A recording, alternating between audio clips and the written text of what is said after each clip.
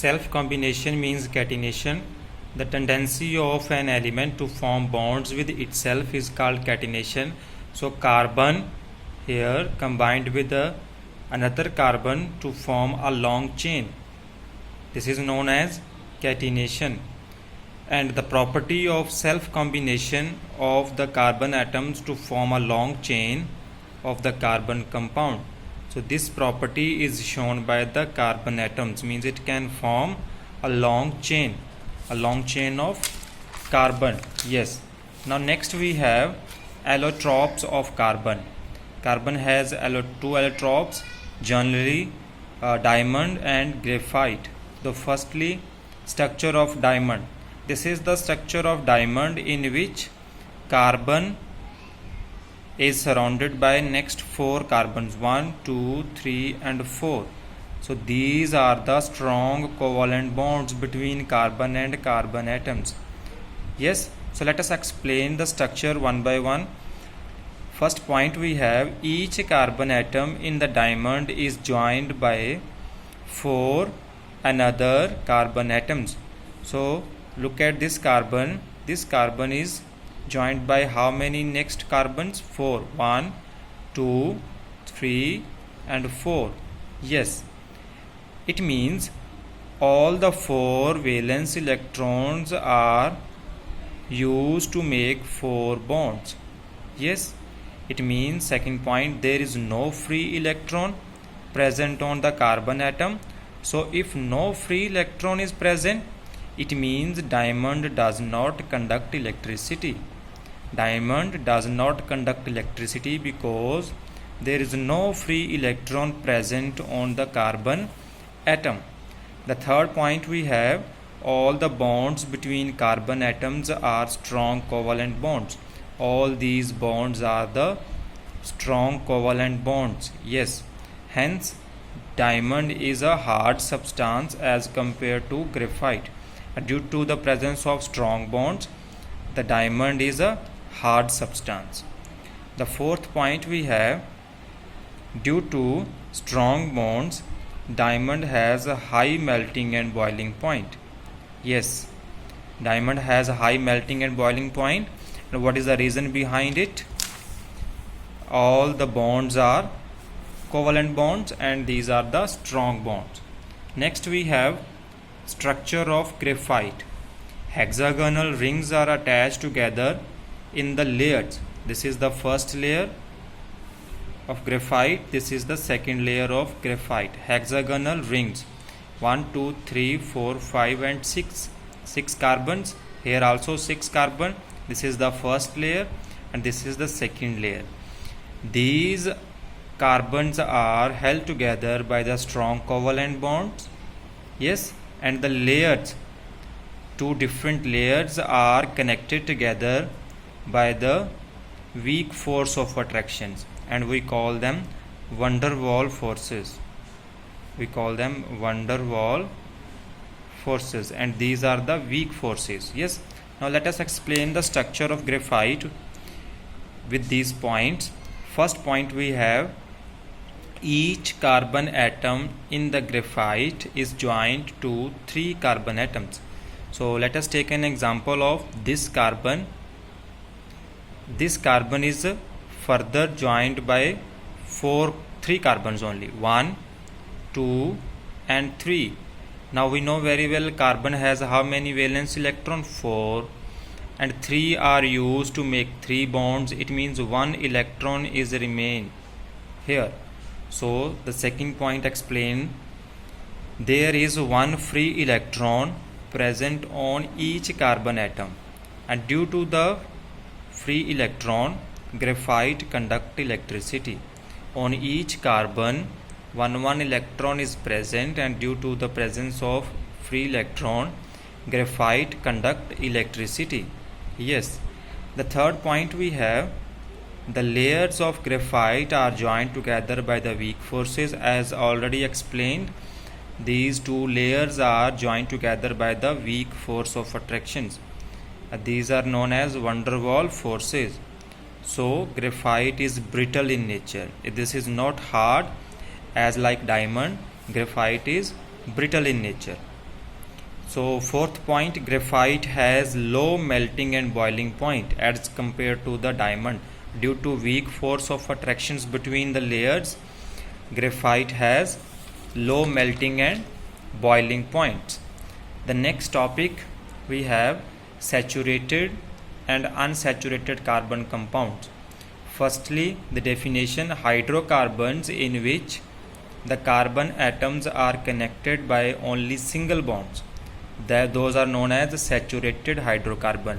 Example, we have methane and ethane. You can see here the carbon is surrounded by the 4 hydrogen atoms and all are connected with single bonds. Here 2 carbon atoms are surrounded by the 6 hydrogens and all the bonds are single bonds. That's why we call it these are the examples of saturated carbon compounds, saturated hydrocarbons. The general formula of alkane is CnH2n plus 2. What is N here? Where N is the number of carbon atoms. If N is equals to 1, then you can fill the value of N1 here and calculate the formula. We will get CH4. This is methane. Similarly, for N is equals to 2, C2H6, that is your ethane. And if N is equals to 3, again by filling the value of N, we will get C3H8. This is the compound propane. These are the formulas and these are the names of the compound if N is equals to 1, 2 and 3. Yes. Next we have unsaturated hydrocarbons in which carbon atoms are connected by the double or triple bond. Those are known as unsaturated hydrocarbons. Examples, we have ethane and ethine. Ethene in which double bond is there and ethine in which triple bond. Yes, the general formulas, firstly for alkene we have CnH2n, where N is a number of carbon atoms, that you know very well. And now by putting the value of N is equals to 3, we will get the value of propene, C3H6. Similarly, if N is equals to 4, then the formula for butene we will get, and this is C4H8. And next general formula for alkyne we have CnH2n minus 2. Yes, so again N is equals to 3, C3H2 into 3 minus 2, this is your propyne, C3H4. And if N is equals to 4, then the value of butane we can calculate. The formula is C4H6. So this way, by putting the value of N, we can calculate the formulas. Yes, butane, propyne, butene, propene, according to their general formulas. Yes, the last topic of this chapter is a homologous series. So what is homologous series? A homologous series is a group of organic compounds having similar structures and similar chemical properties in which the successive compounds differ by CH2 group. Let us understand this homologous series with the help of example. These are the members of alkane series.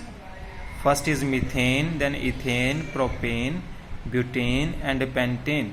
Yes, and the formulas are also written here. For methane CH4, ethane C2H6, propane C3H8, butane C4H10 and pentane C5H12. Yes, according to the definition, the successive members are differ by CH2 group. So look at the first and second member.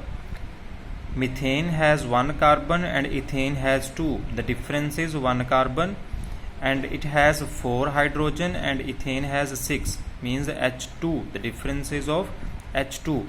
So these two first and second members are differ by CH2 group. Similarly, second and third differ by CH2 group. Third and fourth and fifth, all the successive members, means the adjacent members, first and second, second and third, third and fourth and fifth, all these are differ by CH2 group. Either we can say that these are differ by CH2 group or by 14 units by mass. Why 14 units? Because carbon, the mass of carbon is 12 plus mass of one hydrogen is 1, and for two hydrogen it is 2. Yes, and 12 plus 2 is 14. So we can say that the successive members of carbon compounds like alkane, the successive members either they are differ by CH2 group or 14 units by mass. Thank you.